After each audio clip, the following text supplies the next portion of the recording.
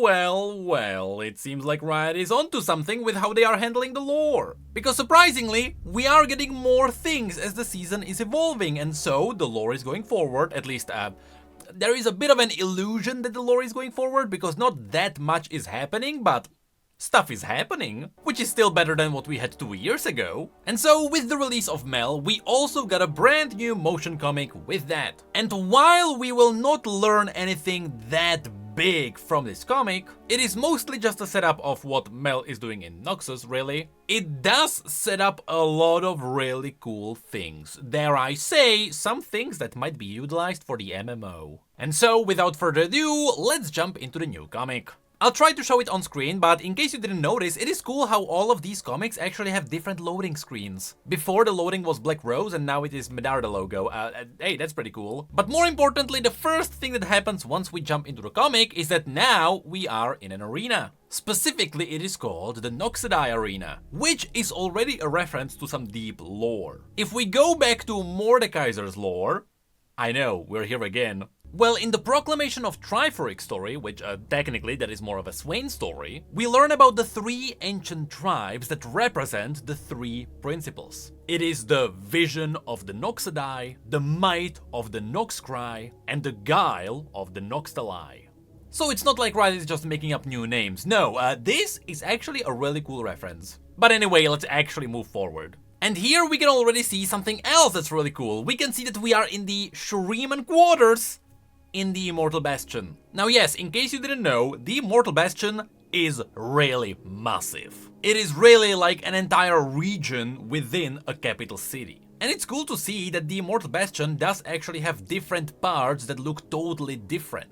Now I'm not saying that this is totally gonna be utilized for the MMO in like 20 years, but just the idea of the Immortal Bastion itself having like visual diversity within is really cool. And yeah, it is so cool to see that Shurima has such a value for the Empire that they even gave them their own place. It's more like an embassy, except this is just a piece of the Immortal Bastion. And yes, above the arena we can see the Medarda logo, because of course we know from Ambassa's lore and now from Mel's lore that the Medarda clan was always connected to Shurima in one way or another, even if they were just trading around. And what is really cool here is that this basically confirms that right now, in the present days, Mel is back in the Immortal Bastion. That is perhaps the biggest thing that you can get out of this comic when it comes to Mel. Yep, presently, she is in the Immortal Bastion, which means this comic is happening after the cinematic. So chronologically, Arcane ends, Mel's bio comes out, then the cinematic happens, and then the comic happens. It is cool to see that all of this does actually have a timeline. And here, of course, Mel is getting ready to go out before all of the people, and we get a new piece of information, and that is this cool new character who kinda answers some questions at least. But before that, we get this scene, which essentially confirms, hey, there is a flashback about Mel happening. And of course, since Mel is young here, that means that the person next to her is Ambassa. Now here, you have to put on your thinking brain when it comes to monetization. What are the chances that any of this is gonna become skins for Act 2 of the Noxian season? Well, actually, probably low. I don't think Ambassa is gonna get a young Ambassa skin because, to be fair, she did just get the Chosen of the Wolf, which is also a Noxian theme skin, so that would heavily clash. Anyway, here you can see that Ambassa wants Mel to witness the battles in the arena. And of course we know she wants to do this because this has been part of Ambassa's core lore. The Medarda family is all about just showing their children that war happens and it sucks and people die. Ambassa specifically was sent onto the battlefield when she was young to pick up blades by her grandfather. She was told that she would get paid for every blade that she picked up, but in reality she was just supposed to learn about all the bloodshed. And so of course now Ambassa is doing the same thing for Mel. She wants her to know death. And so we jump into the arena, and of course we have to think about monetization. Now in this comic, in this scene, sure, Ambassa is talking about the 4th Noxian principle that she found out, but in reality what we're really here for is the fact that, yeah, I'm pretty sure Alistar is getting a skin. Yes, here it's showing us that there is Alistar and one buddy with him, and then there is also Pigman and what seems to be a bootleg Varus. While in the background, Mbessa is talking about the fourth principle she discovered, which of course is sacrifice.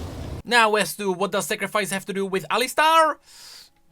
Probably not that much. I am not sure how much of this was retconned already, but Alistar's old lore was all about him always being a gladiator, or in Noxian terms, a reckoner. And in the arena, he found a small girl who became his friend, and eventually she freed him, and that's kinda how Alistar got out. But of course, this probably happened around the present days, which means, since this is happening in the past, it makes sense why Alistar is still there in a Noxian arena.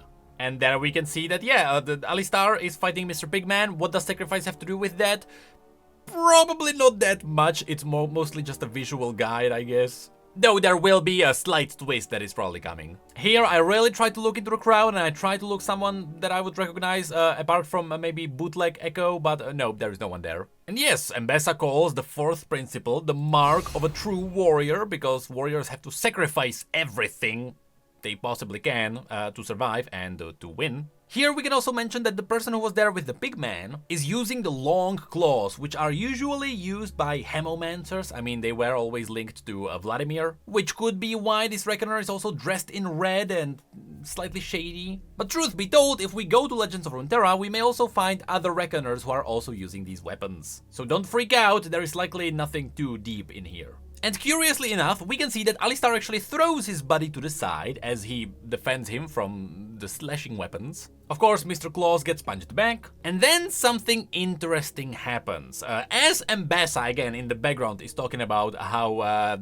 they should be willing to sacrifice anything for victory. Mr. Pigman comes out, and he almost looks magical, though I don't think it's real magic unless this is actually blood magic. It would be hilarious if there was hemomancy now involved. But you can really see it feels like they are on teams, and of course Mr. Pigman is now killing Alistar's teammate. This is further underlined by Mbessa talking about allies here. But now before we move on, I quickly want to say, yeah, these pigmen are not that unique.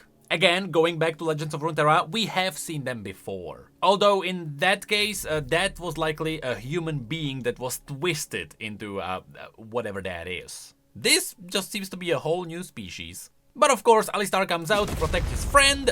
Everything explodes because Alistar is super powerful and he can summon nukes now, I guess. And the crowd likes him for that. And of course, that means he became victorious. But of course, here is the twist. Young Mel notices that Alistar's friend is still alive. And so of course, the crowd doesn't like that. That's why you can see them throwing the stones at them. And that's kind of the thing. In these arenas, it is a gladiator arena, which means that someone is supposed to die so that the other one wins. But it seems like they came into this like a tag team, because both sides had two people, unless that was just a temporary alliance. Also, I really love the unique look of Alistar here. Like you can tell, in Act 2, this is likely gonna be one of the cheaper skins. But I really love the enforced arms with the metal shackles. Regardless, we all know what's coming next. So of course, again, Mbessa wants Mel to witness death. That is the point of this entire comic.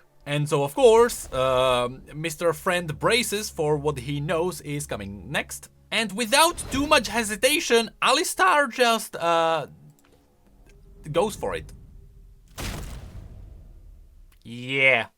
But you can see that Mel didn't even look. She looked away, so even during this experience, she did not really witness death. At least she didn't experience it the way Medarda are used to. And then there is this little weirding out, and I'll be honest, I have no idea what this is. We know that this is the voice of present Mel now. That's why it has that weird border around it. So is she saying like, why can't I remember? Why can't I feel anything? Why can't I forget? I don't know. I wonder if this is gonna be important in like a next comic or something like that. And here is the reveal. I'm pretty sure it should be any moment now, right? When she gets brought back from this, she calls her a cousin, which means this might be a relative to Jago Medarda, because from Mel's bio we learned that Jago Medarda, who is now, or should be now, the current head of Medarda after Mel left, well, he should be her cousin as well. Now I don't know how many cousins the Medarda family has, but it is extremely likely that at least they are somehow related.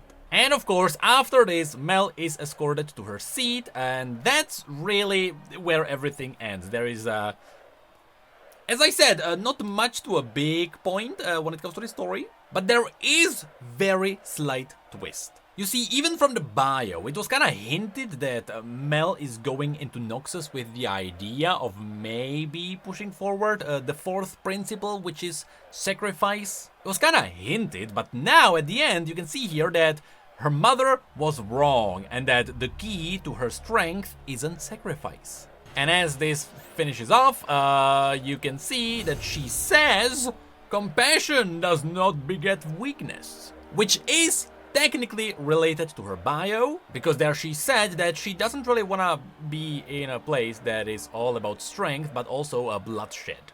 So it is possible that Mel just wants to change Noxus. That seems to be her point now. She is down to her nation being strong. But she also doesn't need everyone to just kill each other all the time. It seems like she is fine with, just showing mercy every now and then. And so perhaps that is the mindset that she's gonna bring into the leadership of Noxus if she actually gets there. So long story short, what did we learn from this? Mel is in Noxus.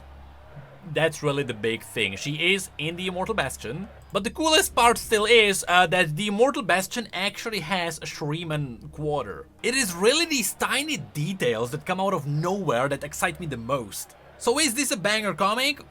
Well, it's not as good as the Atakan one, but I will still say this is by far the best way that Riot can tell stories in League of Legends. If you wanna ditch written stories and like paragraphs of short stories everywhere, I'm fine with that. I am well aware that not a lot of people read those. So if these comics are more popular, go for these. They are awesome, they are amazing, and most importantly, they target people who don't wanna read, they just wanna look at pictures. And when they look at these pictures, when they look at this arena, you know what they think about the most? They think about the fact that one day, when we are gonna walk around the Immortal Bastion in the MMO, we're gonna like this place. Yeah, I'm not getting excited for it.